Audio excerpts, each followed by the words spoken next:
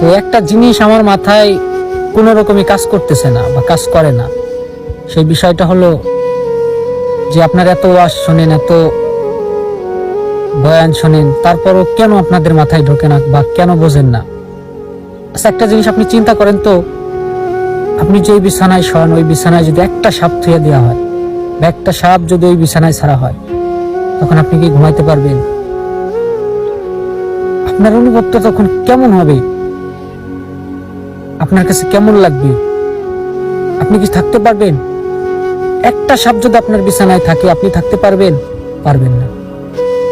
তাহলে এক যারা পরিমাণ গুনাহ নিয়ে যদি ওই কবরে যান, তাহলে ওই কবরের 70 থেকে 99টা সাপ ওইখানে কেমনে থাকবেন ভাই?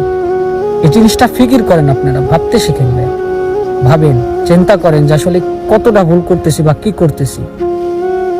রমজান মাস আসছে, সবাই এই রমজানে পরিবর্তন হওয়ার সিদ্ধান্ত নেন। আল্লাহ তাআলা আমাদেরকে সঠিক বুঝ দান করুন। আমিন।